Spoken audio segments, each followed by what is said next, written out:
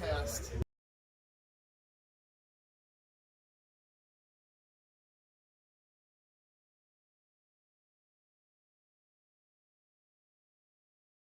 Podcast in the history of podcasts. You are watching Wrestling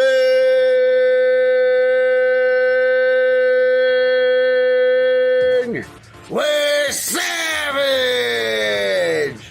But of course.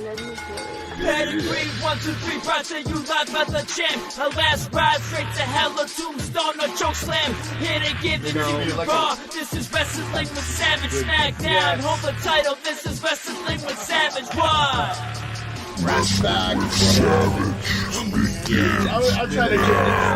I'm trying to give these two WWE legends.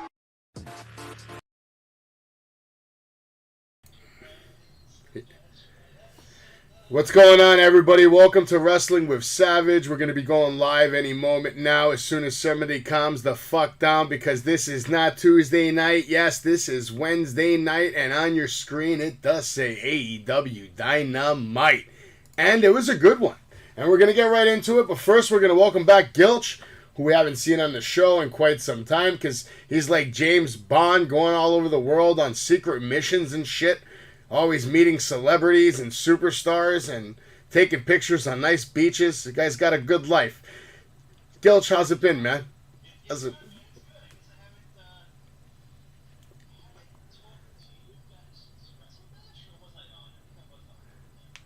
It's been a minute. Nah, it's okay. We're used to that. Glad to hear that, Jay. Hopefully you're doing good tonight. It sounds like you're doing too good, and that's a fucking problem.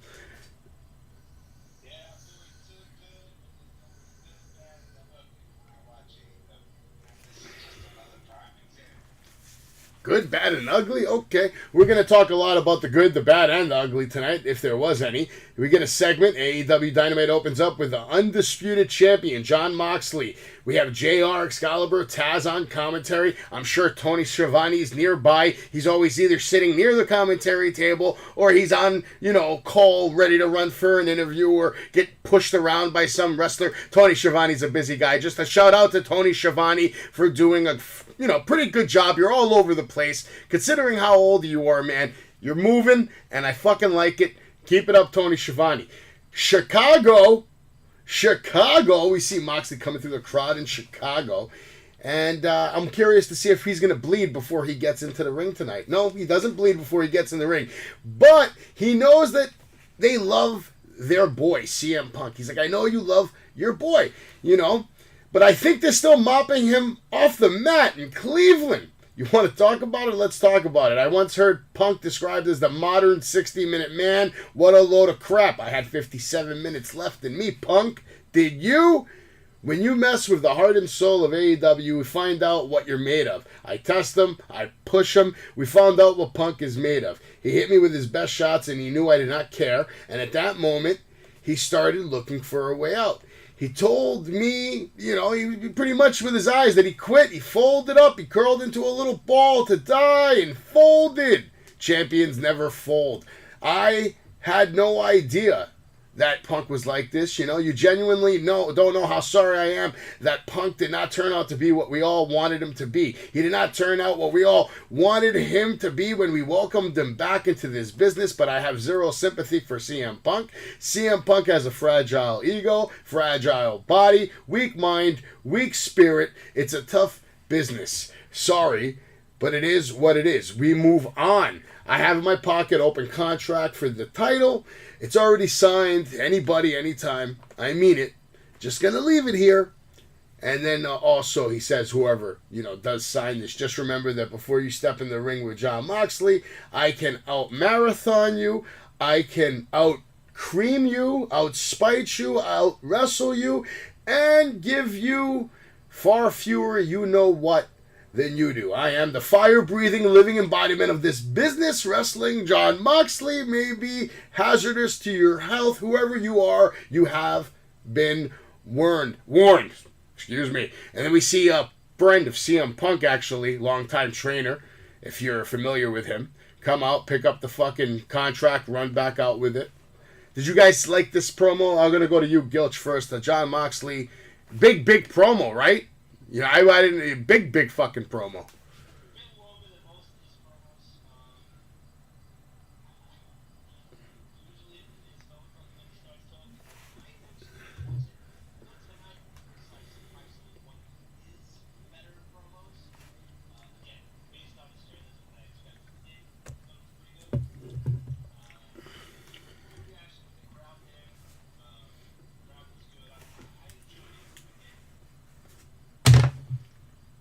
And Jay, how about you?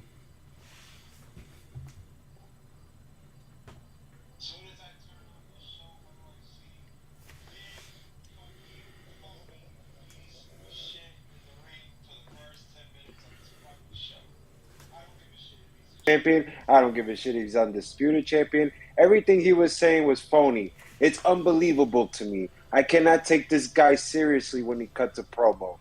Come on, guys. I know you guys were living in the sun and on vacation, and Savage, your shade must be blinding you, but let's face it. For the past few weeks, this guy's been cutting promos left and right, and they absolutely suck. This is no different. Don't let the crowd of Chicago fool you guys just because it was pumped and live, because I am representing Chicago right here, right on my shirt. I have told you, Savage, you have made fun of me for the past week. You were saying, no, he's done, just like his UFC career. But no. What we see, John Moxley cutting this shitty, fucking phony promo. I did not like it. I thought it was horrible. If you guys liked it, I don't know. I guess his magic got everybody, but it didn't get me. I'm going to give it a 0. No, it's because you're a loser, but it was one of his better promos. It's not a 5-star. You see what I mean? Yeah. He got you. Because you can't even have fun. You can't have fun. He's a fucking wizard. But here's the thing, though. Here's the thing, though. Nobody knew. He's phony. Nobody knew what was really going to happen with this entire thing. So it was fun to at least see it play out in full. No, it's not. Maybe it wasn't for you. Maybe it wasn't for you, Jay. But for me, I had fun with it. Gilch, did you rate it? I don't even ask you. Enjoy it. Eat it. I hope you eat it. I hope you want him to win. Enjoy it. I don't actually. I'm going to go on mute now because I don't like to hear dog shit. I'm just asking Gilch what he rated it. I'm pretty much done talking about it. Yeah, I gave it a 3-2. It wasn't like the greatest. It could have been better. I thought it went a little too long. But I didn't know what was going to happen with the whole Punk thing. I didn't know if he was actually hurt, not hurt, if he's going to wrestle, not wrestle, because, they didn't really show us anything except 20 seconds from last week. I'm just stating the facts here. So because of that, I had a little excitement to it, because I was like, oh, shit, Punk is really done. There was a moment there I was like, fuck, yeah, good. Fuck Punk. He's out. He's done. Moxley's ripping him apart. Because, nobody didn't know Punk was going to be on the show later tonight, which we'll get into. This promo at the beginning of the night, if you want to say it sucks after the fact, I get that. But before the fact, for me, I was a little excited because I thought genuinely Punk was done. I wanted Punk to be done. I was happy with it being done. And he'll come back in a year, whatever. I was happy with that. So that's why I give this a 3, Jay. That's the only reason why I give it a 3. I'm not giving it a 3 because I'm buying John Moxley's magic. I don't think Gilch is buying John Moxley's magic either. But I think we both appreciated the fact that maybe Punk was fucking done. Jay, We're you're muted. over it. He wants to be muted. He doesn't want to listen to dog shit, remember? So let's move on from the dog shit that Jay thinks. And we're going to get an interview with Chris Jericho. He's talking about Lionheart versus the American Dragon. Asks if Stu and Owen were still alive, who would be the better wrestler? They might appreciate your skills a little bit, Bryan Danielson, but they would appreciate what I've done in the wrestling game way more than what you've done. And out of all those accolades, one of them will include beating you this Sunday at All Out. Daniel Garcia decides to come out. He actually apologizes to Chris Jericho, pledges his loyalty to the JAS, says you don't need to cheat. You don't need to go attack behind the back. All you need to do is be the best version of yourself. And then Jericho says, watch your back, Danielson. All right, Jay, since you were muted for so long, do you have anything to say about this? Was this dog shit too? Dog shit. 0. He's become anti-AEW since your departure, Jay, I have to tell you. If you found something interesting in this segment to give it a rating, by all means. Nah, I'm not going to go that far. 0 for me. I know, 0. Gilch, it's all you, bro. I know you're a Daniel Garcia guy. You're a Jericho guy. What are you giving this? Or do you even care? You know what? It's funny. I don't, and I usually care everything Jericho's involved in. I don't know. I don't know what it is. It's not catching me. So you're giving it a no rating? I don't want to use the word 0 because I don't think it deserves a 0, but I will say no rating. No rating. Okay, I'm going to agree with you. No rating as well. It doesn't do it for me. I actually agree with Jay. This is another one of the dog shit parts of the show. But it is what it is. It is what it is. At the end of the day, Jericho versus Daniel, or Bryan Danielson, whatever you want to call him, should be a decent match on Sunday. It should be decent. It should be fun. If you're a fan of pro wrestling, if you're a fan of Chris Jericho, if you're a fan of Bryan Danielson, you might like this match. They are capable of putting on a banger, I think. And if you don't agree with that, I mean, clearly you haven't been watching pro wrestling. I don't agree. Yeah, that's okay. Jericho and Garcia? Jericho and Garcia could be good, yeah. Again, like, Jericho is on my Mount Rushmore, higher than most, but I don't really think he's capable of putting on 5-star matches anymore. I really don't. Not by himself. But with the right dance partner, maybe. Because he's still capable of, like, at least performing bumps, and I don't know if he's going to give the most crisp moves, but I think I've seen him change his game where he's much more slow now. He's much more methodical. So if you get him in the ring with somebody like Bryan Danielson who can completely carry a match by himself, there's a chance. I'm not saying it's a good chance. Right. He's not. I know what you say. He's not going to have any. There's nothing that he's going to do on his end that's going to take the match down. Yes. He's not going to have any big botches because he won't, like you said, he won't attempt some of the stuff he attempted years ago. But he could be the dancing. He knows who he is. Yeah, I get that. He knows who he is. From that aspect, I guess I get it. You know what I mean? Sometimes when you watch two people dance, you don't just judge the dancers. You judge the dance. You know what I'm saying? He's an embarrassment to the industry. Shut the hell up, man. Chris Jericho, I want you to know, when we meet Chris Jericho side by side, I'm going to let him know exactly what you just said. To the mat. Tell him. He's going to chop the shit out of you. He's going to hit you with a fireball. When I'm on Talk as Jericho as a guest, I'm going to tell him I have a co-host who hates It's an embarrassment to the industry right now. Jesus Christ. Next, we get the match between Bryan Danielson versus Jake Hager, who's coming out with Jericho. William Regal and Jericho are going to join the commentary team. Hager looks like he's actually in great shape. He's lost a little weight, got a little lean. He was taking control first with the instant signals of strength everywhere, but shortly into the match we see Bryan going for the sleeper submission. Now a suicide dive from Bryan and a flying knee off the apron. Nope, Hager catches Bryan and drives him through a table at ringside. I didn't think that was needed. That was unnecessary. Hager then drives Bryan into the post. Now a suplex to the outside. That did look good. Hager breaks the count by rolling in, back out. Now Hager sends Bryan into the ring. He mounts Danielson and starts landing tough elbow shots, pointing at his elbow, talking shit. Bryan was trying to block the shots. Now Hager landing a nice spine buster. Hager with the 10 shots on the top rope. Now Bryan Danielson hits the shotgun drop kick. That looked awesome. Now Bryan Danielson with the beautiful body kicks and the yes kicks to the chest, lighting Hager up, kicks him in the back of the head. Now the cover and the kick out from Hager. Hager with the power bomb and the ankle lock, countered by Bryan with a label lock. Bryan with the thick, as JR calls them, heavy hands, landing hard shots, but now Hager with a rock bottom. I don't know what else to call it. It looked like a rock bottom to me, a bootleg one, but a rock bottom nonetheless. Bryan now counters a label lock, counters with a label lock. Hager escapes. Bryan out of nowhere with the psycho knee and the 1-2-3, picking up the win. Gilch, would you rate that match? No. I didn't rate it either. I don't know why. It wasn't a terrible match. Hager looked okay. I did think that outside spot was not needed, but I thought it was a little boring, honestly. Yeah, I did it. Yeah, I was just watching it because I had to watch it. Jay, how about you? If somebody has the Jake Hager doll and any merchandise, please return it to where you got it from. No, you may have 30 days. You may have 7 days. I have no days. Return it to the store where you got it from. No. This proves it right here that the table spot was necessary because this guy cannot wrestle. We all seen it live tonight for the first 10 minutes. Who can't wrestle? Even Bryan Hager? Danielson cannot carry this Poor match. Hager. Hager cannot wrestle. Poor He Hager. cannot wrestle. Woo! Even the picture Woo! all he was doing was throwing him through the barricade and hitting him with chops. There was Talking nothing that special hot in this shit. match. Said Nothing. Can't wrestle, bro. Damn. Ouch. Please return your doll, Savage. Please. I can't do it, Return. man. I'm a fan. Either way, they gotta put a mouthpiece, and not Jericho, but they need to put a mouthpiece on Hager. I mean, bring back the other guy, man, with a not mustache, wrestle. bro. You're not Yo. wrestling. We the people. I saw Dutch at WrestleBass. Yeah. He's in bad shape, bro. Oh, I'm sure. He's old as fuck, bro. Oh, I'm surprised he's even still doing these fucking shows. Mm-hmm. This is not his podcast. I'll listen to it. I feel bad for Billy Graham, bro. My man lost another fucking toe. God, man.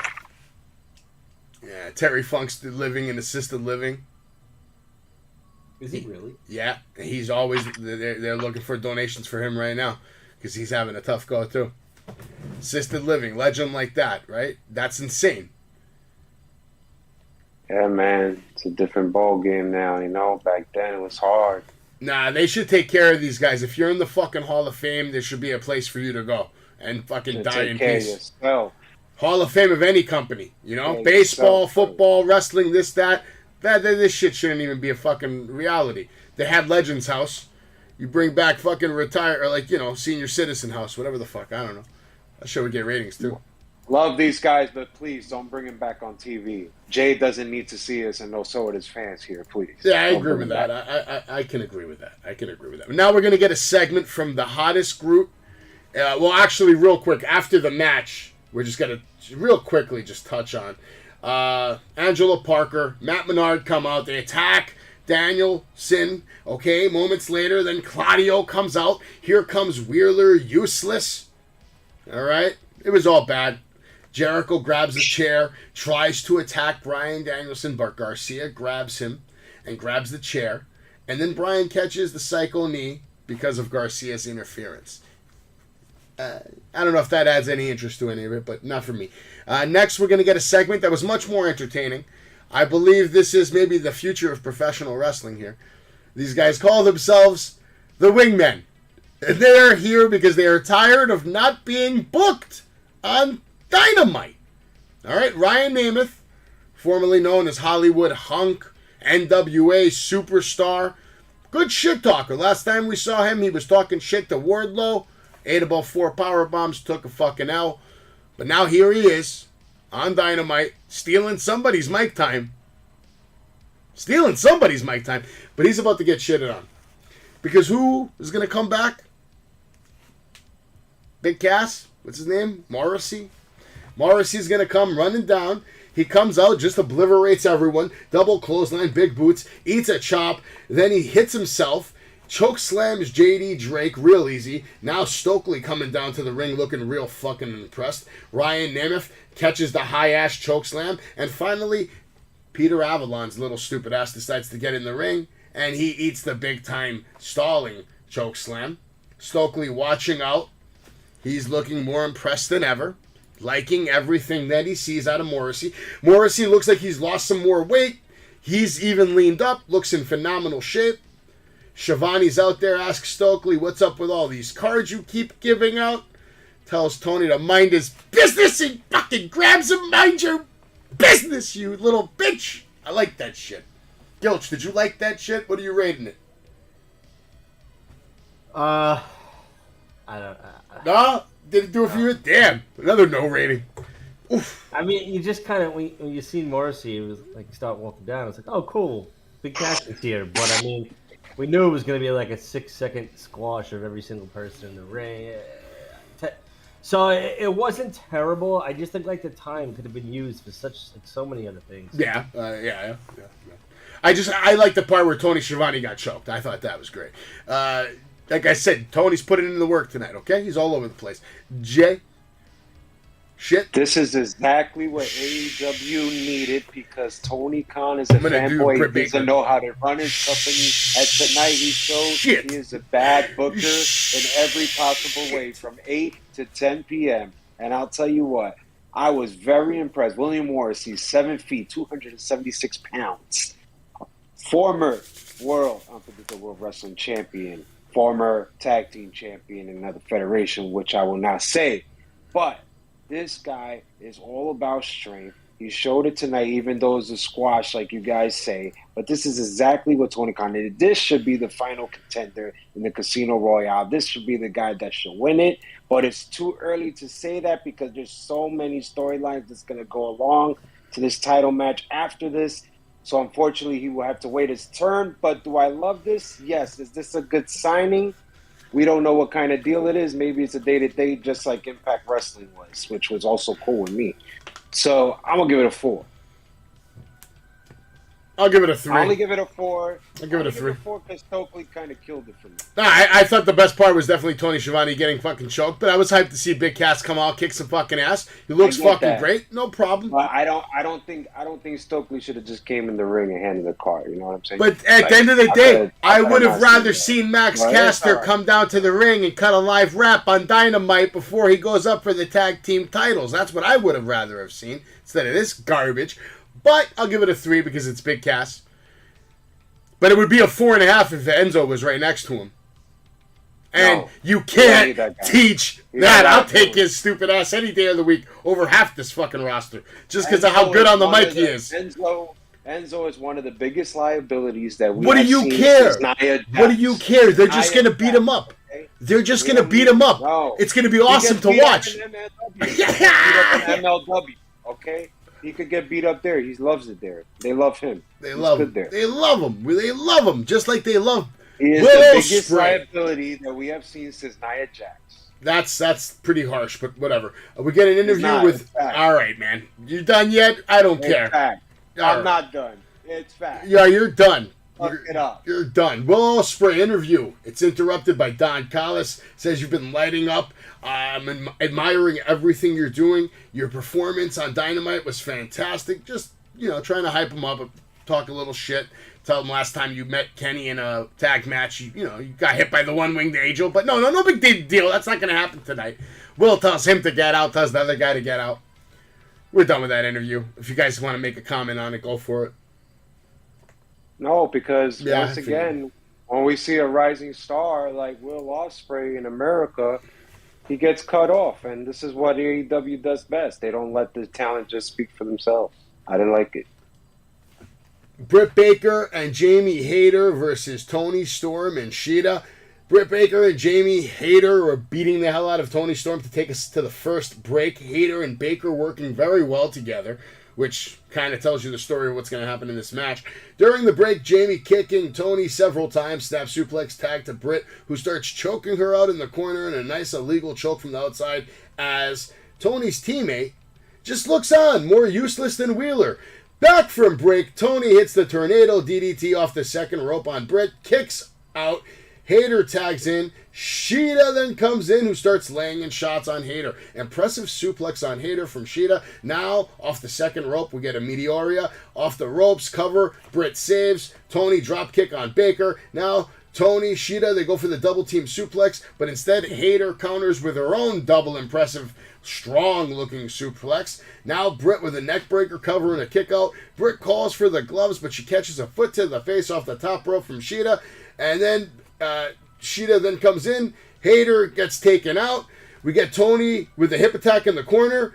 Shida with a katana kick, I think they're calling it. And the 1-2-3 on Britt Baker, which was kind of surprising. Gilch, I'm going to you first because I know you love Britt Baker. What'd you think of this match, and are you tight that she lost?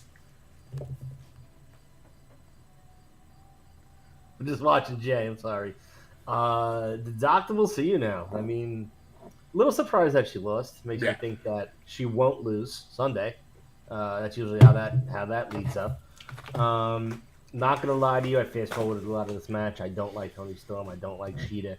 I stopped fast forwarding at one point. And I'm glad I did because there was one really nice combo I thought Toni Storm did. It was like that. What's that move called? Is it just called like a cannonball in the corner? That like the hip attack, right? Oh, the cannonball, the rolling cannonball. Yeah. She did that and then like swung outside onto the apron into like a swinging like Hurricane Rana DDT. It was like a dope combo. It was super sick. That's all I take out of that match, honestly. I should give it some more. I thought Jamie Hayter looked pretty good. I want to see more of her in the ring. This women's division, man. I mean, we've said it multiple times. They need stars, like desperately, And it sucks because I feel like there was a lot of women that we thought from WWE might wind up here, and I feel like with Triple H, he's bringing all those NXT girls back, and so the women division here just needs some help. Good point. You're bringing up the WWE and women's division at the same time. Did you know that you saw Raw at all? I'm sure you know what happened by now. Aaliyah and Raquel now the women's tag team champions. Did you get a chance to see that? I didn't. Sitting on my DVR. Okay. How does that sound to you? I'm good with that. New blood, NXT blood, giving them titles. Imagine Aaliyah in AEW. She'd probably be shitted on, right? Oh, Aaliyah, without a doubt. Without a doubt. I can see like Raquel being someone that they'd push on, but like Aaliyah, like she'd like slip through all the cracks there. And I like her, man. And she looks really good too. Yep. Jay, what'd you think of the match? Okay. I saw a different match in my head with my eyes right here. And all my fans here, they saw it as well. I have saw one of the most dangerous workers that we have ever saw in professional wrestling. Her name is Shida. Okay? This person did the horrible head scissor on Jamie Hayter, and this girl basically spiked her head. For God's sakes, talk about dangerous worker right there. And she had the nerve to smile while the whole crowd was like, woo. So I was even concerned for Jamie Hayter. If you notice, she was in the corner, she was still down, and she was going on her head like that. Dangerous worker is Shida. I could see why she wasn't on TV that much. Or whatever. What is so special about this match? Now, was I obvious that Baker was going to lose? No, I was expecting for her to lose because right now that tells me she's going to win the whole goddamn thing. All right? Toni Storm is not impressive at all. I know Gilch likes to call it cannonball. It's the hip attack. Yeah, it's a nice, fancy move. But besides that, you know what's her other move? Her tornado DDT. That's pretty... Oh, and let's not forget the shitty spine buster. There's only 3 moves in Toni Storm's repertoire compared to Baker that just showed that she can actually wrestle, and she can show you many other moves and many other sequences with other wrestlers. Now, Shida was really, really dangerous. At one point, she really hit Baker right there in the face real hard. I mean, what's going on with this woman? I don't know. Maybe you're fans of her because she's the first ever champion, but she's a dangerous worker to me, especially in that head scissors. That was really, really bad. But whatever. The crowd kind of went through it. I went through it. I like the finish because it just shows me Baker's going to win the whole thing. Do I like the match? No. I'm going to give it a 1. I give the match a 2 at most, but whatever. Like, that's, I don't even care. The match is definitely nothing special. I don't know who called it special, so I don't think I heard anybody ever call it special, and never will. But Britt Baker is going to win on Sunday. 100%, I agree with that. We're going to move on now to Kip Sabian. They're going to have a nice little promo of him. Sabian says on Sunday, you will embrace the change, and that he knows Pac like a glove. So Sunday we're going to get Kip Sabian versus Pac for the All-Atlantic Championship. What do you think about this, guys? Want to go, Jay? No, you can go. I was just going to say, so I met Kip at WrestleBash. He was at the table with Penelope. I did not realize that they're together. But married. Yeah, no, totally together. I did not know. Married. I can't believe I did not know that. But Kip was cool. Take a picture. Then gave me the box, put on my head, take a picture, and then nice. I said to him, I said, bro, when are you gonna be in the ring? I miss you. He's like, he gave me like a weird look. He's like, I could just tell you that I feel really, really good right now. I said, well, that means soon. And he was just like, and sure enough, it was the week of. So I'm a fan of his. I'm a fan of Pac. I think we're all a fan of Pac. I mean, I have high expectations for that match. I hope this might be the sleeper of the night on the pay-per-view card. Yep. I got something to say. Sure. I'm going to say. I like the way you raised your hand. We should make that like a new rule, Gilch, right? Like, can I have to stop you with your lies. I have to stop you with your lies to what you're telling to all my fans out here. I'm going to say that Kip Sabian definitely was needed to come back in this roster. He needed some life because, let's face it, Pac, a rising major star in AEW Dark. AEW Dark, that is. Not Dynamite, not Rampage. Sure. Dark. Major star. He needs the belt to be taken off. He has been a disappointment to you. He has been a disappointment to Guilt. He has been a disappointment to me. He's been a disappointment to all wrestling fans. Please, let's take off the strap off Pac and let's give it to a real star. The way that Guilt bonded with the future champ in Kip. All right, well, here's what I'm going to say about Kip Sabian. I do like his work, and I am looking forward to all his future matches and rivalries and storylines and whatever's going to happen with his career. That's great. But the truth of the matter is this. If Pac, if you're asking me what I think about him in the future of the All-Atlantic Championship, if it means that we're going to get matches from him like this forever, fuck it. Okay. Let him have that belt for the next 40 years until he retires. I don't give a shit. Do you really give a shit if Pac is your All-Atlantic champion for the next 20 years? I'm cool with it. I'm cool with it, man. I love Pac, man. If he doesn't want to do the big time, bro, if he doesn't want the CM Punk schedule, you know what I'm saying, Gilch? He doesn't want the Moxley schedule. Plenty of room. Plenty of room in 6-man tags in AEW Dark every Tuesday. You can sign up there. We don't need him here. We got a real future in Kip Sabian. Even Gilch had breakfast with his ass. He knows the deal, all right? We don't need to see Pac with this belt, all right? We don't need it.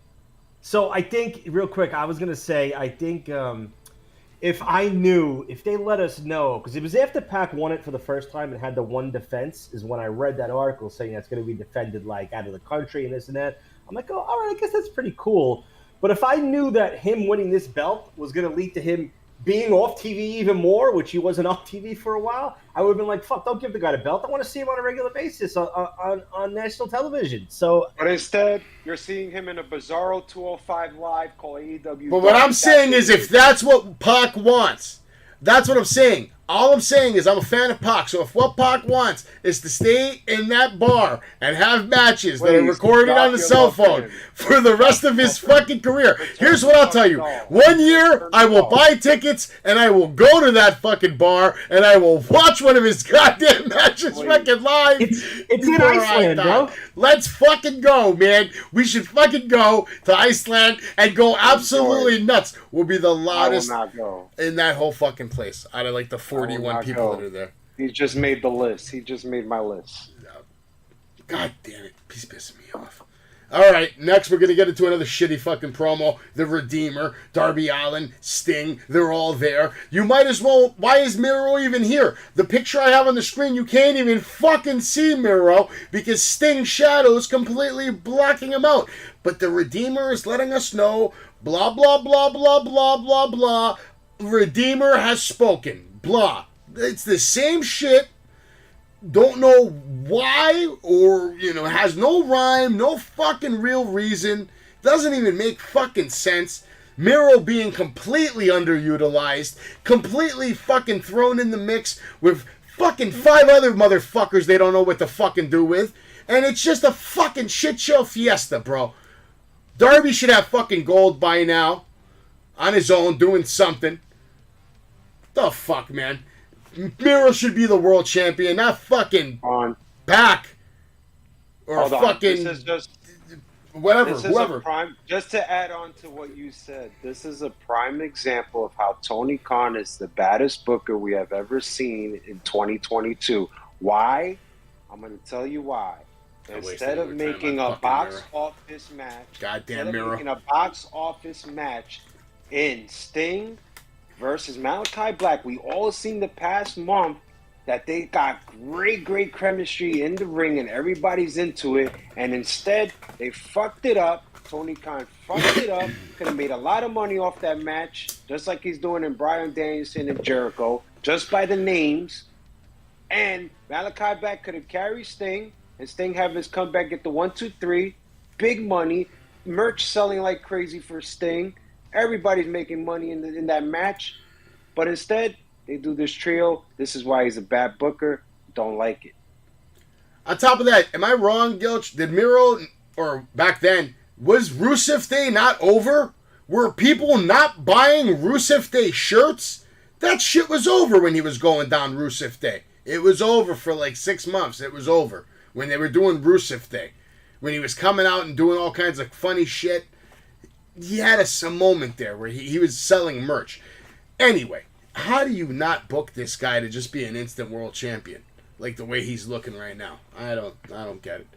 I don't get it, and I guess we're never going to figure it out. But instead, we're going to make more time for another fucking legend. Chicago hometown hero CM Punk apparently is here. He is here. The crowd, of course, they're loving it because it's CM Punk. He says, June 1st, I broke my foot. I pulverized the bones in my foot. Okay, I said. On June 8th, I got surgery for my shattered foot. 3 plates, 16 screws put into my foot. It's 16 more times than this fat guy over here has ever been screwed in his life. Pointing to some fat guy in the crowd. He says, I came back early. I came back too early from a very serious injury. Last week I got beat up in Cleveland, and I had to drive home with that. With just my thoughts. It's okay, Chicago. It's not the first time I've been beat up in Cleveland.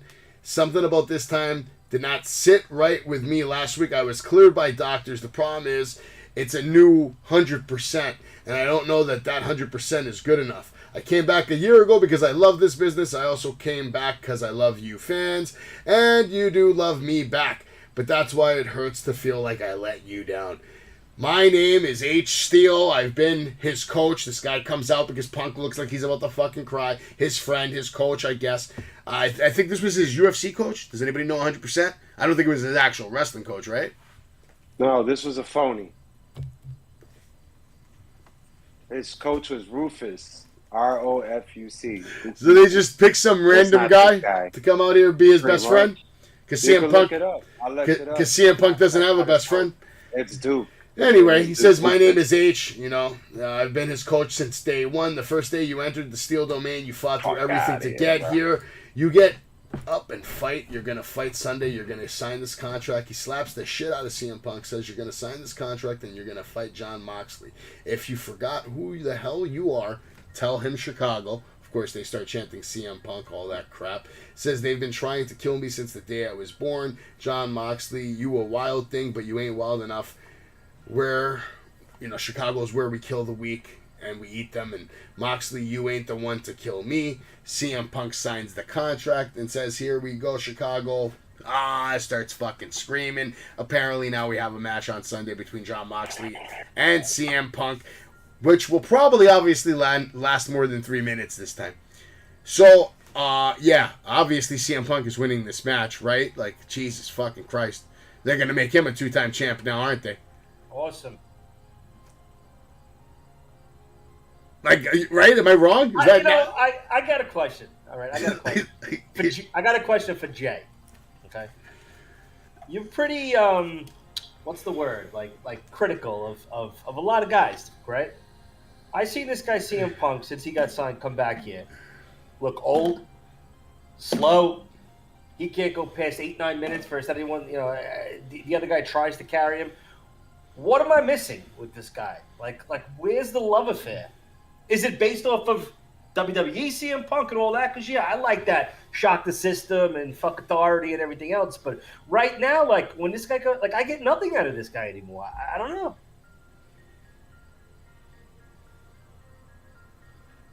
It's my turn. I'm just waiting for everybody to go because I'm going to go off. But I actually gave the promo a 5-star because I didn't think it was going to happen.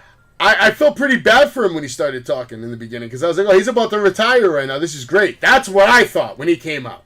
Yes, he's going to fucking retire. Yeah. I was more excited about his impending retirement than I was about the possibility of him pulling out a contract and signing it for a championship match on Sunday. But nonetheless, he flipped the script. He ripped his fucking little sweatshirt off. He cut a sick fucking promo. He showed intensity. He even looked like he lost a little weight. Looks like he leaned up, actually. A little bit. Not a lot.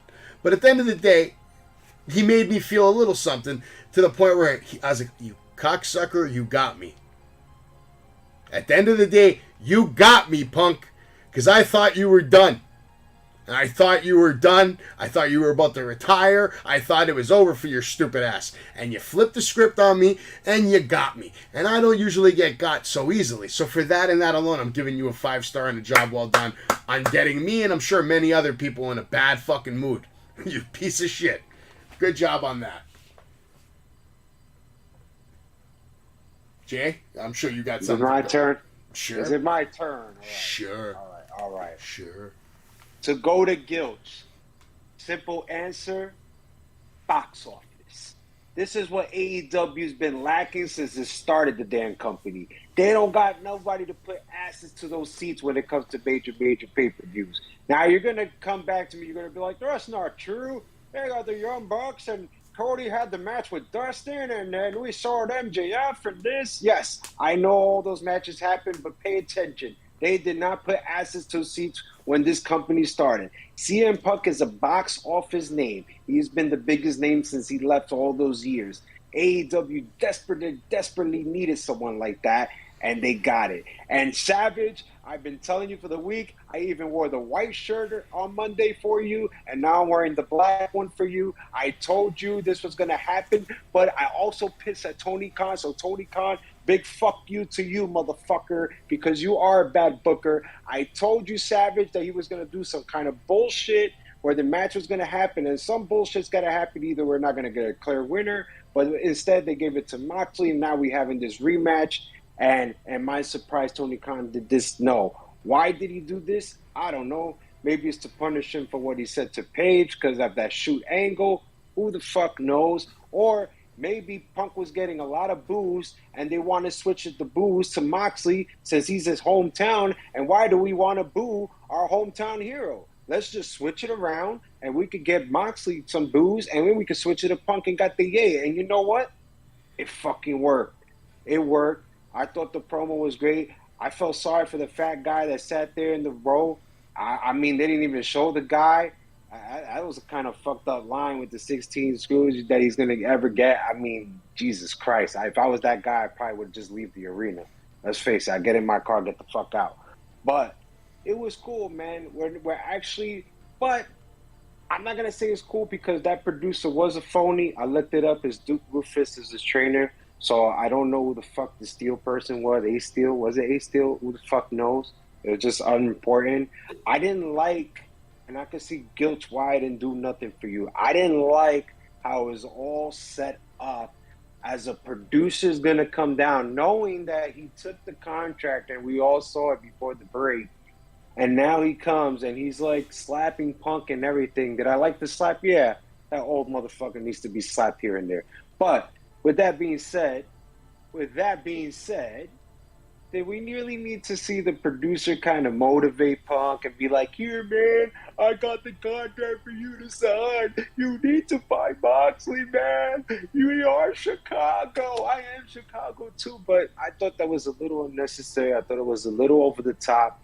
That looked like a Tony Khan idea. I don't think CM Punk would ever do something like that. I think when he started the promo, that was straight him, and then it just went to that kind of dog shit angle. But Savage, I'm going to agree with you. It's a 5 because if they either did the switch for heel to baby, it worked. Or if they just basically did this just to waste our fucking time and prove Tony Khan is a bad fucking booker and he was going to disappoint us. Just like I told you, I said, I hope this motherfucker don't disappoint us, man. I hope we got a clear winner. Yeah, we got a clear winner, but guess what? The rematch is going to happen, and everybody knew that the next day after that angle happened. So, with that being said, I'll agree with you on the 5. Well, but, you know, we need someone, and I don't even know why Gilch won't even like this, because this is Gilch fantasy. He's on my side on this, and I'm going to tell you why. He's on my side of this because this is what I've been telling you guys, but you guys been giving me dog shit for the past months. I've been telling you guys until Gilch, finally one day, one episode, he saw the light. He said, I see it, Jay. I see what you're talking about. That CM Punk will win the AEW championship. He will be the undisputed, and MJF will come out of nowhere, and there we go, off to the races. So do I love where it's going? Yes. I think Savage is dead. I just want to clear it up. I like the whole thing. I was just in general. I was talking about CM Punk, the worker, in general at this point in his career when I was mentioning that to you. But no, I liked it. I'm gonna go 4. The thing that's stopping me from giving this whole thing a 5 is I thought, like you said, They're so stupid. How about this? At least get the guy on camera beforehand. Like, you know, when Punk's being taken out for... So obviously this was all a part of the plan where we're at, this angle, right? We know that. Yeah. So when he came out with the leg, and so we all know that was all, you know, it was a part of the plan. At least maybe put the guy on TV there as like one of the guys who's really helping him, maybe like crying over him or holding him. So when he comes out the second time, we're at least like, you know, who is this guy? That's the guy that was with Punk. And then the third time you see him come out when Punk was there. To just pick a guy and just run out and say you're Punk's trainer and hype him up and hit him, I thought that was a little lazy. But everything else I thought was really good. Nah, I thought it made him. I thought it made him look stupid to have anybody have to say anything on his fucking behalf, and it made him look weak to need somebody else to hype him up when he should have been able to just come out and hype up himself and change himself and morph from that bitch mode into beast mode and tell Moxley this Sunday you're gonna meet Phillip Brooks. You know, they're going to take it to another level. I'm done with this CM Punk shit. We're going to fight on Sunday. Can't believe they're both going to bleed. It sucks, man. I hate that shit. But fuck, man. Maybe the match will surprise us, though. Maybe they're saving it for the pay-per-view. It won't, man. Maybe it fucking will, you piece of shit. Can't you let me have a little fucking faith? The only John Moxley match I will watch is John Moxley defending the GCW championship against Nick Cage, belt versus career. Is that Atlantic City? That's it. Yes. Oh, you gonna go? That's it. I'm thinking about it, but that's it. I'm down. That's it. That's the only John Moxley match I watched. We all know what he's gonna do with those shitty elbows. Let's move on, boys. We get an interview now with JR, with Christian Cage and Jungle Boy. JR lets us know that he agreed to do this as long as there was no physicality. The only thing I'm going to say before I read off these fucking notes is they edited the shit out of this. You could tell because of all the different camera shots they were doing. Jungle Boy is probably so bad at these kind of things that they had to like butcher this footage just to make some kind of fucking interview come out of it. Holy shit, how bad was he tonight? How bad is he? By the way, Christian Cage isn't going to fight Jungle Boy at whatever, full all out, whatever it's called. He's fighting, what's his name? Perry? Jack Perry. You're fighting Jack Perry. A lot of nonsense. First of all, Jungle. Hold on, let me read. Hold on. Stop. I'm ready. All right, you know what? Go ahead. Tell me.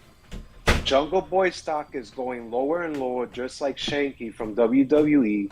Is becoming pathetic. He cannot cut a promo. He cannot talk face-to-face. He can't even do a recording. This is embarrassing for wrestling, and I could give now 2 more shits about this match. I feel like he's one of the reasons why you never really hear them bring up the term the 4 pillars anymore, because they don't really want it included in that. I mean, he's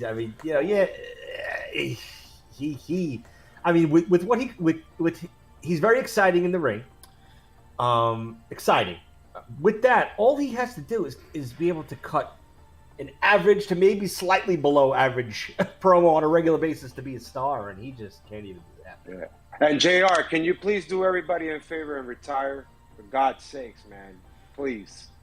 No, Leave JR alone. We didn't get his entrance. I will not leave him alone. No. All right? No, leave him alone. You can defend him all you want. Maybe pull your classic matches, but he's calling classic shit right now, okay? I actually have conversations with Jim Ross on Facebook. I was this close to getting him to come to the bakery and have a piece of cheesecake with me and my friend Nick. And didn't happen last time he was here, but it might the next time. So you shut the hell up, because I'm going to have a piece of cheesecake with JR, and that will be a video on YouTube. It's going to be fucking epic. Savage, he won't even remember you. He has dementia. He calls Claudio Castellino, Cesaro. He can't even remember these wrestlers' names. He doesn't need to. He's a fucking legend. He just needs to not have entrances, and he's great. I don't care what he does. He gets a fucking pass. He's a legend, man. Shut your ass up, man. Whatever, man. Any predictions on that match? Jungle Boy's probably going to win, right? I'm not watching it. I'm hitting the fast forward. All right, that's cool. Gilt, you have a prediction? Jungle Boy's going to win. Please. Just at least to just end this Christian Jungle Boy thing. Oh, Yeah, never. more than likely. After this, we're going to get a match that was even more useless, bigger waste of time than probably anything you're going to see the rest of the night. No matter how good FTR is, 7-star FTR, and I love these guys. They're my favorite tag team in the world right now. They got the best tag team music in the world right now, the best fucking teamwork in the world right now. But yet, they're here in the ring with Wardlow about to fight 3 bums from Impact, I think, right? These guys are Impact bums? Impact jabronis? Or anybody know anybody in that ring? I didn't even catch the name. I don't know. Wardlow with a big headbutt. Lariat annihilating this kid. Don't know who he is. It's pretty much a squash match. We see the Powerbomb Symphony. Squash. And FTR and Wardlow are the winners. Blah, blah, blah. Oh, whoop-de-fucking-do. Anybody care? I didn't. No rating. No rating.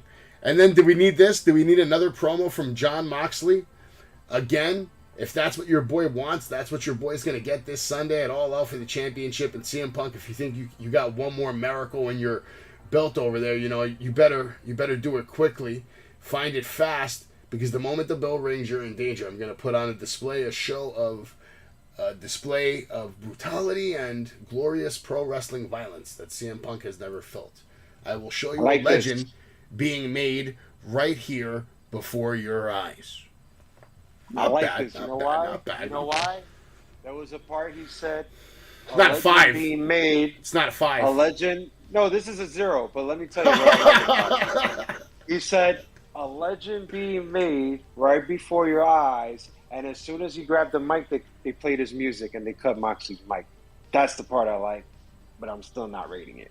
Okay, Gilch, you rating this garbage? It wasn't needed. It really wasn't needed.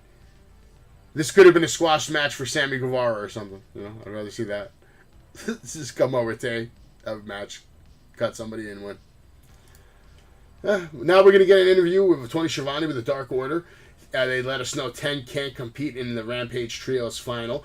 And then all of a sudden we see Andrade interrupt them. Andrade says, "You used to have power. Do you need money?" Yo, that line right there was 5-star. I don't care what anybody says. I don't care if this segment was a 0-star. That line from Andrade and the way he delivered it was absolute 5-star fucking gold. That shit had me rolling. Because I didn't think he was just going to come on and say some shit like that.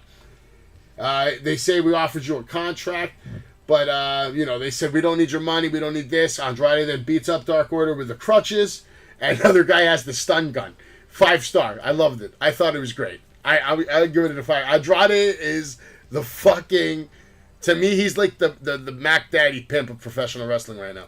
Because he's dating the queen. Let's not forget. Or actually, no, he's married to the queen. Yeah. So that makes him the fucking king of professional wrestling. And Ric Flair actually trusted him enough to put him in there with his final match. I'm a big...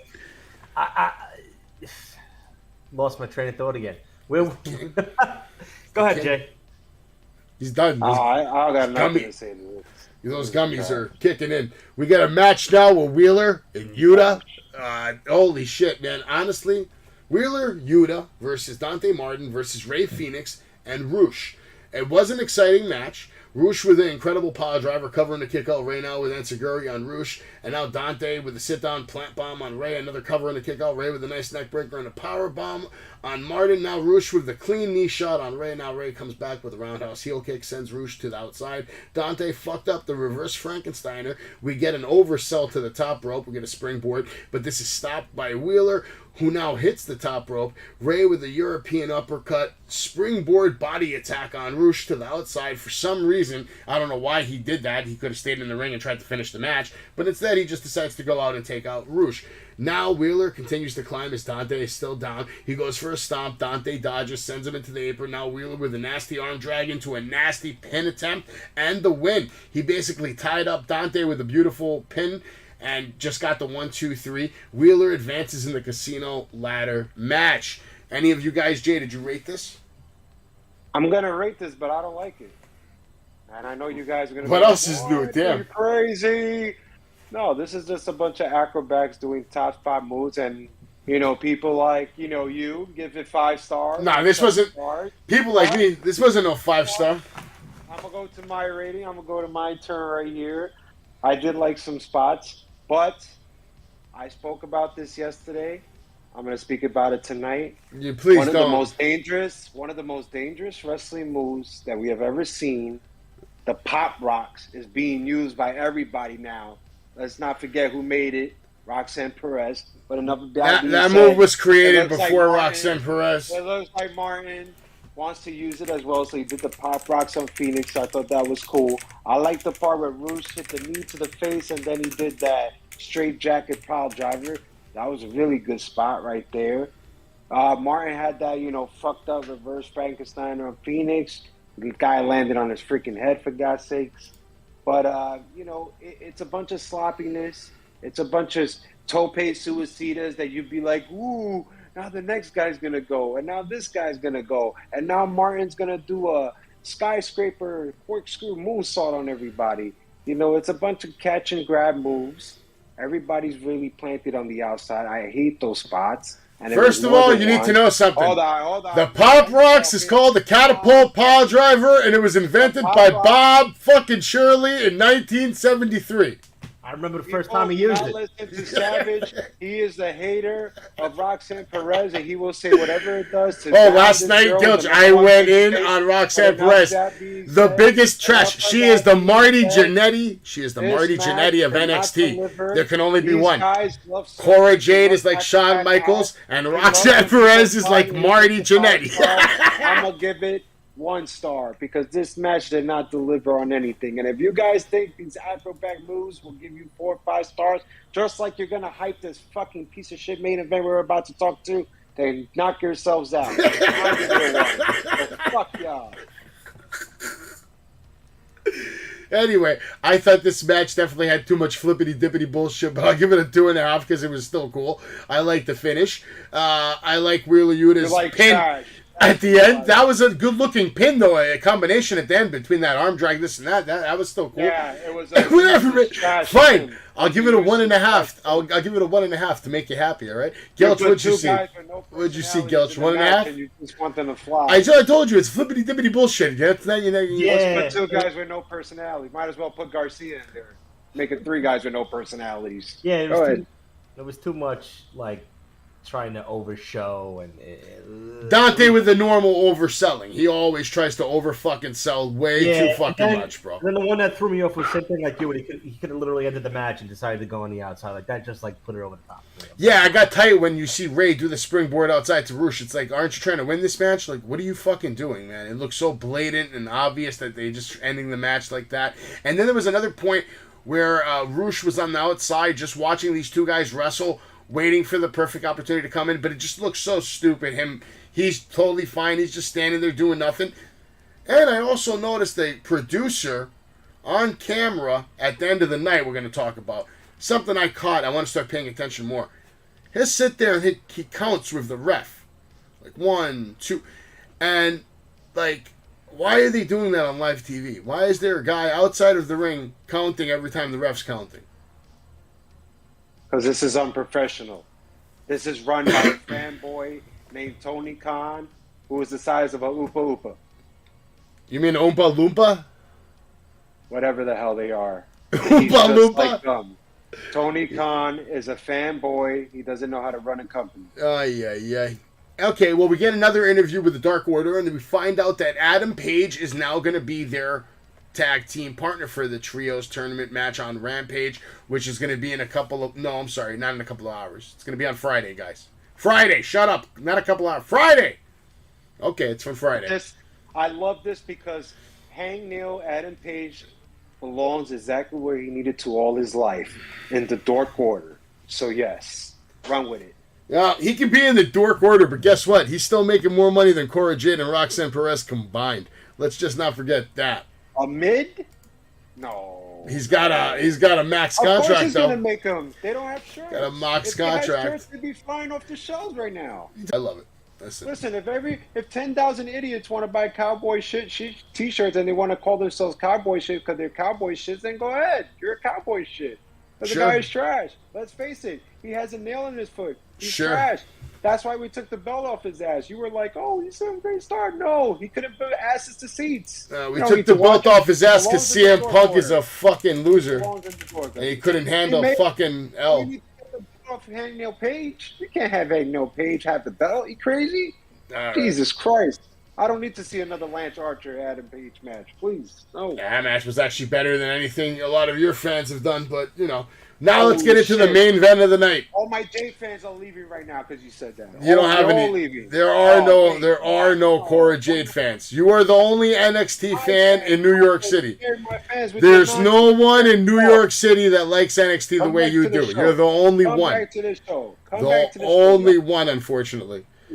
NXT's on the chopping block, man. If we don't get the numbers up, I'll tell you that right now. It's on the fucking chopping block because the AEW. Even though you're calling all this shit, zero this, zero that, this is the show that gets us the absolute most fucking views. This is the show that has people watching tonight, tomorrow, and next week. This is the show they're coming to watch. Because of AEW's 1 stars and 0 stars and shitty this and shitty that. That's why they're coming to listen to this. I don't see the 100 of people coming to watch NXT and listen to you talk about fucking Roxanne shit show, fucking Cora, fucking Jade.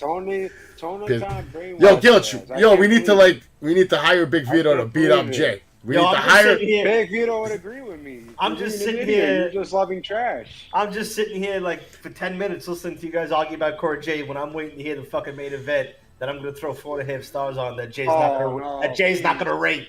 -3, 4.5, -3. Please. Anyway, match Young Bucks. Okay. Young Bucks, Kenny Omega versus Will Ospreay and Aussie Open. Will and Kenny open this match up, get a few spots off Kenny with a nice shoulder block. Both men trading shots, chops, battle to the corner, and they begin to brawl. Will beating the shit out of Kenny as the Bucks come in to help. Aussie Open joins the fray, and now all hell breaks loose. Bucks send Aussie Open to the outside. Bucks go for the diving attack. Aussie Open catches them, sandwiches them together. Will Ospreay with a crazy sky twister attack off the top rope to the outside. Looked great. Action spills to the ramp as well. Will now goes for the power bomb on Matt Jackson, who counters, sending him over his head onto the ring ramp. Kenny and Will finally make their way back to the ring. Kenny now with the stomps and the elbows to the back of Will's head. Kenny with the nasty snap suplexes. Looks like he's lost. He hasn't lost the step. He looks like he's now, wrestling a little sharper than he was the last couple of times we've seen him in the ring. Will now with a super kick on Omega looks for the Oz cutter. Kenny goes for the exploder suplex. Will counters with the Hurricane Rana. Now Will hits the ropes. We get the springboard space flight to the outside. Kenny counters with the exploder suplex on the outside. Aussie Open now double stalling suplex to Kenny off the top rope. That looked like a really stiff suplex off the top rope. He landed real high, real hard. Now Will back in the ring, tears the shirt off Kenny to show us all what's been underneath, which is just a lot of wrapper on his ribs, tape all over his shoulder. He's got those bruises from the glass heat therapy that he does. Back from break, we see Nick Jackson kicking everyone else. He literally did about 20 moves in 1 fucking minute. Your boy, the Young Bucks over there. This kid went absolutely fucking bonkers to the point where I couldn't even keep up with how many moves this kid was pulling off per fucking second. If you could rate his thing like in World of Warcraft, when you're a kick-ass, they rate you by how much damage you do per second. This kid has the most DPS in AEW tonight, by far. Just absolutely astounding how many moves Nick Jackson was able to pull off in less than 60 fucking seconds. This shit was fucking wild to watch. It really was. He goes for the 450 splash, and then Will Ospreay gets the knees up, shuts that shit down. Then he hits his own Snapdragon suplex, and Will points the gun but to Nick Jackson, but then Kenny Omega comes in for the save. Now Kenny grabs his hair, goes for the clothesline, Ospreay with a counter and hits the Liger Bomb. Tag to Aussie Open, who called for the finish on Nick Jackson. Nick counters his own cutter out of nowhere. Now we get a blind tag from Matt. It's a super kick running knee from Nick, and then we get a pop-up powerbomb from Kenny Omega. We get the triple V trigger cover and a save from Davis. Matt Jackson then kicks out of the spiked pile driver. He kicks out Kenny with the knee to Will. Now it's a super kick party on Aussie Open. Now we see a triple super kick. Kenny with the super tombstone on Ospreay. Now Kenny with the V trigger that did not connect, and the one winged angel, and they get the 1, 2, 3. Dilch, we'll go straight to you, man, because I know you're dying to just talk about the Bucks. It was fucking great. So we'll start it off with Justin Roberts' intro to Kenny. It was great. The guy who sells more merch on 2 continents than Will Ospreay. The guy who's better looking, has better hair. I thought that was pretty fun, really funny to open it up. That was a cool little exchange to start with the two of them. I don't know, man. I watched 6 guys that know how to wrestle, know how to fly, know how to sell, know how to do everything in the ring. I thought Kenny and Ospreay, again, multiple spots back and forth. I think there was the reversal of Ospreay's finisher, and then like another reversal off a snap neck suplex on the other end, back and forth. Crowd was fucking into it. Fight forever. Crowd was great. Crowd was 5-star. Nick Jackson had that flurry with a couple minutes left versus all 3 guys. He was like, I think that's the one you're talking about. But he was just bouncing all over the fucking place. He was going nuts, man. It was like towards the end of the match, like the last 5 or 6 minutes, he just went off. Went off. There wasn't a lot of technical prowess in this one, which is what's preventing me from really giving it like 5 or something. But I'm gonna give it a 4. I fucking loved it. I enjoyed the hell out of it. Give me a pay-per-view with these guys fighting each other for 4 hours, like one match, and I can live with that versus some of the shit they put out there lately. Dude, I'm right there with you on giving it a 4, though, bro, because I had fun with it. There was good spots. Will Ospreay always looking fucking impressive. My only gripe is I wouldn't have mind seeing an upset and letting Will Ospreay get the win. I know it would have been a little shocking, and nobody would have saw it coming, but, it's a way to maybe build him as a fucking... That's how you know he's going back to Japan. Right, and to build him versus Kenny. Yeah. Or we just continue the trios kind of thing. So I don't think they would either. But go ahead, Jay. Excuse me. Because I just saw another trios main event 2 weeks in a row. This one was shorter than the last one, thank God. Last one was an embarrassment to professional wrestling, just like Ric Flair's last match. But anyway, let's get into the main event. Listen, guys, these guys are EVPs, for God's sakes. I hated this tournament when it started because we all knew who was going to win this fucking tournament. You know what I'm saying?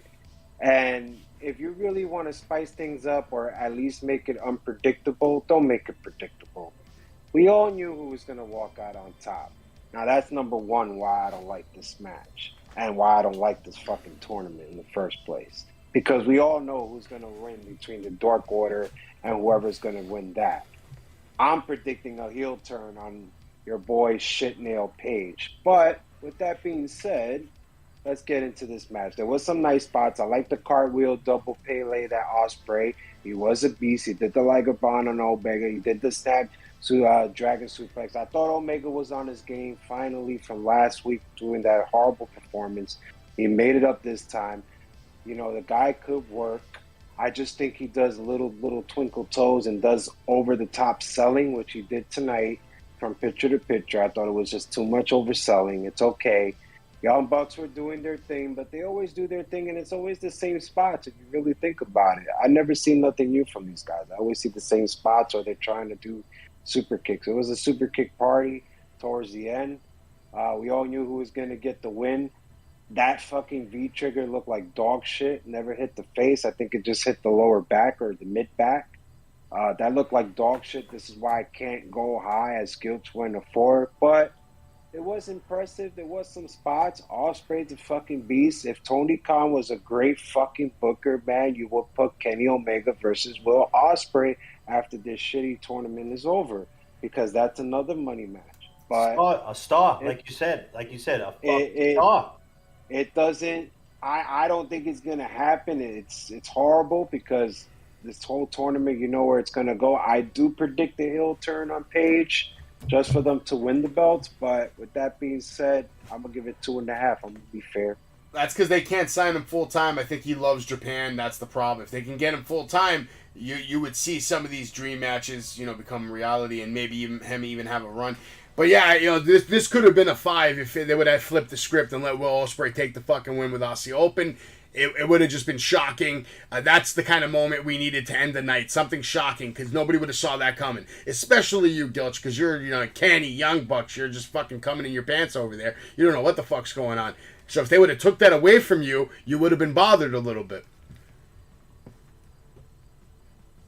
I gotta be honest with you. I enjoyed the match so much. I loved it. I didn't give a fuck who won. Like, I wasn't even looking I would. It's one of those matches that pulled me in so much during it that I wasn't even thinking like, oh, if they win, like, what's the next angle? What's this? Where's this leading? I was just enjoying the fuck out of the match, wherever it broke. Listen, Aussie Open's a great team, great workers. They didn't make any mistakes tonight. The Bucks were on their game, didn't miss any of their cues, hit all their fucking spots. And then Will Ospreay is Will Ospreay, maybe the best pound-for-pound wrestler in the world right now, and I don't just throw that out there for anybody. Where he's up there, though. He's arguable right there for right now. Top 3 best wrestlers active hitting the ropes today in the world. He's that goddamn good. This kid is a player. He would be a threat in WWE. He would be an instant threat to anybody he fucking faced because he's got the looks, he's got the moves, he's got the whole persona. He's ready, bro. He is like 100% ready for any arena in the world.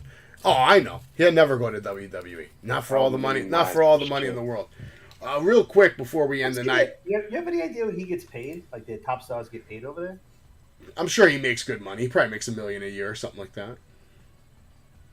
I'm sure he makes at least $1 million a year after everything. He makes money in Ref Pro too. He probably doesn't have to pay for a lot of things. He probably gets a lot of shit for free, a lot of hookups, a lot of food, hangouts, liquor, parties. Because don't forget, wrestling's a big deal in high society Japan. So he's probably rolling with like some high rollers out there who love that New Japan shit, and they take care of him. I'm sure they take care of him to the point where he's like, I don't need anybody else to take care of me. These guys have given me a good fucking life, to the point where he doesn't want to sign with Vince McMahon.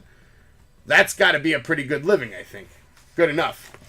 Real quick, let's talk about some matches coming up. At Rampage, you're going to have the Hangman Adam Page and the Dark Order versus Orange Cassidy and Best Friends. So real quick, just predictions, guys. And a couple of comments if you want. I'll go to you, Gilch, first. Sorry, I was looking at Will Ospreay's No problem. I was all into Will Ospreay on my side screen. Hangman and Dark Order versus Cassidy and Best Friends. Who do you think's winning that match on Friday? Cassidy. Okay, Jay. Dark Order. I'm gonna go with Hangman too because it makes sense for the Bucks to go against Hangman, and they want to build up Dark Order too. He'll turn it all out. It's a possibility, absolutely. All right, next we're going to have, on Rampage, we're also going to hear from Swerve in Our Glory and The Acclaimed, which I think this would have been better suited for Dynamite. Again, just quick predictions for Sunday's match. Anybody? Will Ospreay? No, actually, I wish Will Ospreay was in this match. He's not. He should be in every match, right? Just Will Ospreay versus this guy. Well, Swerve in Our Glory versus The Acclaimed. Gilch? Swerve, right? I want it to be The Acclaimed. No, we want it to be. Yeah. I don't know. I don't know. These guys are going to split up eventually, right? But you know what? You know what's funny? They started with those spots in every match they had where it looked like one guy might turn on the other, or at least like one guy would look at the other and like be like annoyed. I feel like they haven't done those spots as of late when they fought, right? Yeah, like they've had clean matches. So. It's been too good to be true.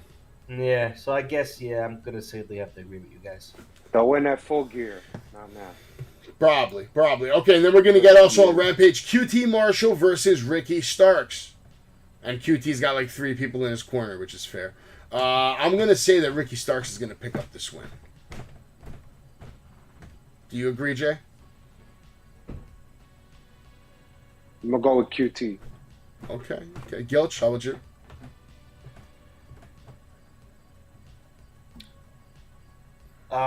Ricky. All right. Also on Rampage, we're going to have a sit-down between Mark Henry and Athena. We'll talk about their match momentarily.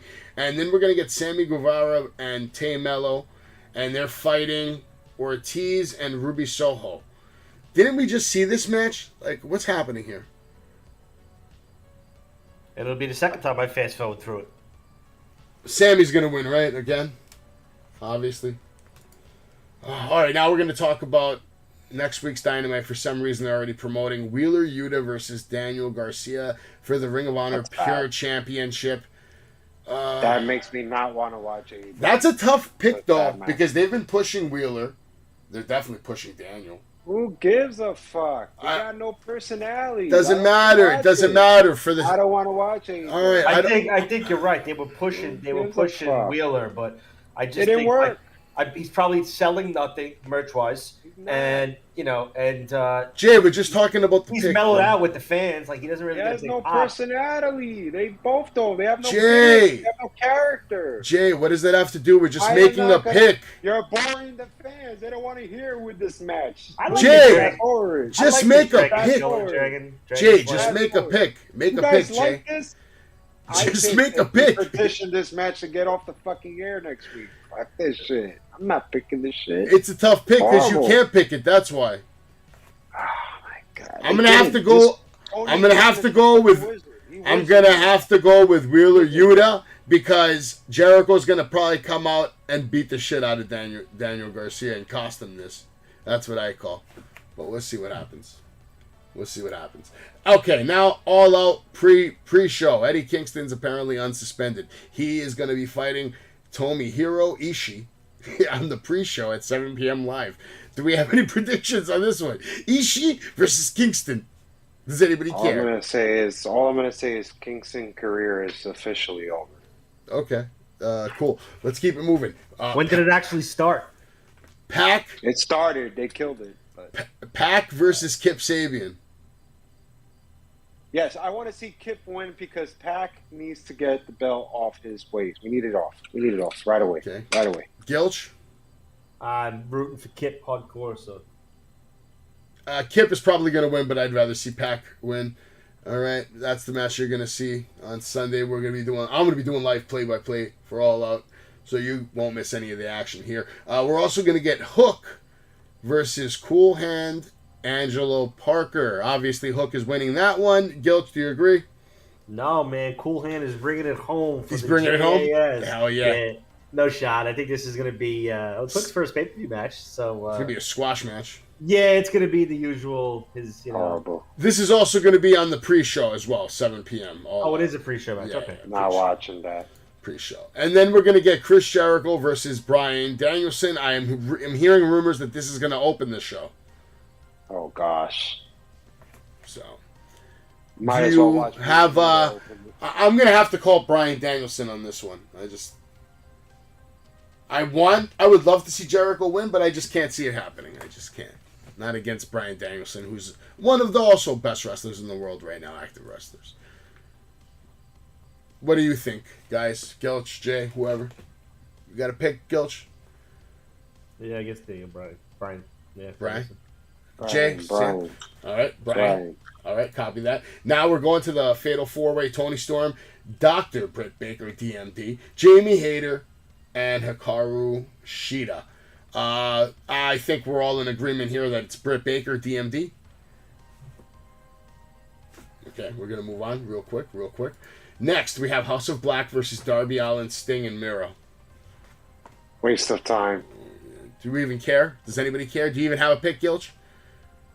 Waste of time. House of Black.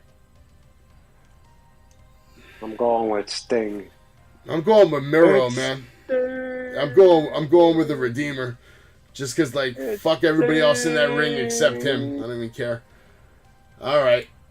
Jade Cargill versus Athena, right? I'm going Jade Cargill, 100%.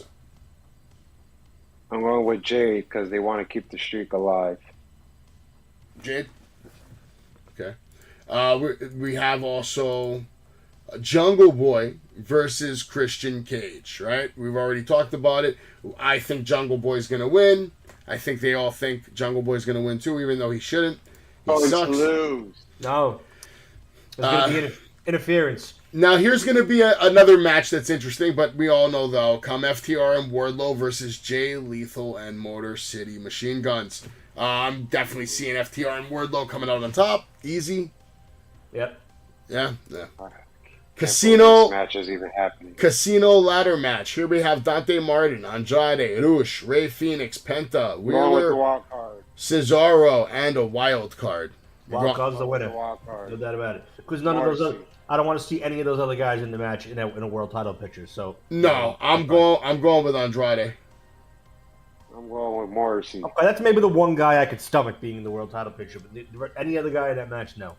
I'm going with Andrade until I know who the guy in the mystery picture is, and then I'll make a decision. But Go ahead, continue with that. Who's going to be the mystery guy? that's a good question. There's a lot of possibilities. Is there anybody that hasn't been seen for a while? Didn't care. Watch, like, we're all excited for it to be like somebody big, and it's like, not that he's not big. MJF will come back. MJF for this? I didn't think No, of that. the main event. What if it's MJF for this, though? In the ladder, and he just comes back and gets the world title shot. That will be a pathetic return. Damn, that's so fucking grimy of you. Oh, Andrade, let's be next to a mid. Okay, Savage, let's put a top star next to a couple mids in the ring. Let's do it.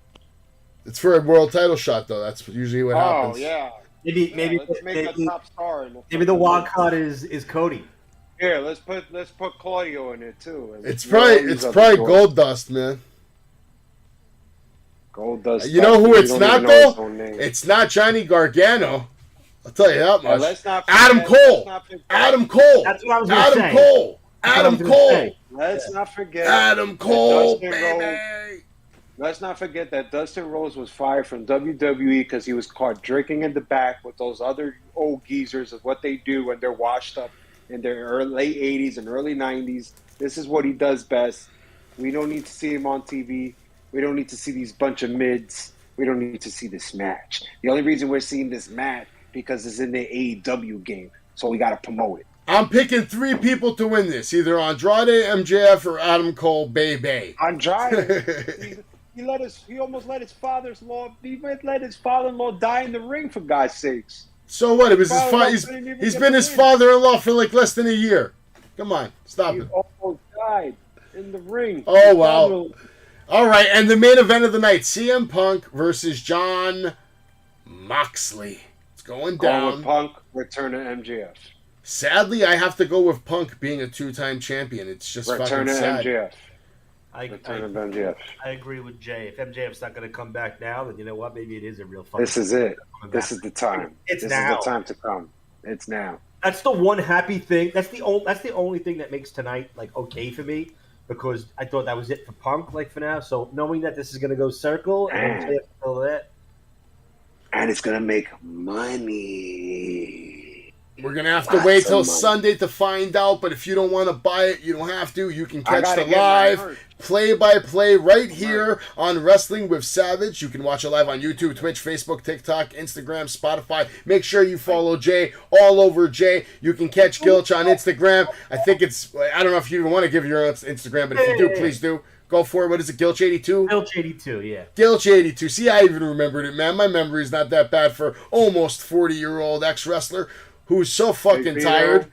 I'm beat up. I'm more beat up than Big Vito. Big Vito might do the show. Hey, Vito, you need to watch the show. I already put everything out last night. Oh, Jay. Come on, buddy. We need you. Big Vito said something you're not going to be a fan of. He doesn't think that the Dawn of NXT. He doesn't think the Dawn of NXT is over. Well, Jonathan and I have a discussion, and we'll clear his head, okay? Copy that. All right. Do you guys have any other final comments, or are we going to see you guys? Shout out to Andrew Next from time. EZW. Thank you for liking us and everything. Keep following us, buddy. Shout out to everybody. Shout out to all the fans. Shout out. Please like me. Send up your questions all over Jay. That's JAYY. Get it right. I only do it twice, so let's go, baby. Shout out to Dave, too, who can't be here. And shout out to Crittext, who sings the song for our show.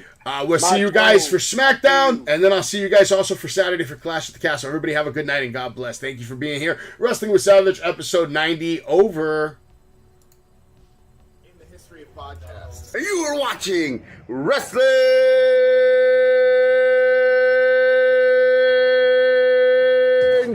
with Savage!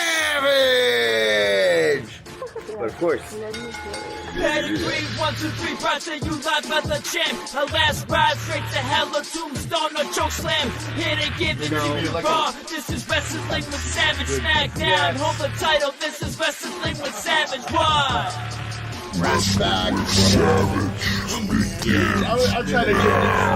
I'm trying to give these two WWE legends.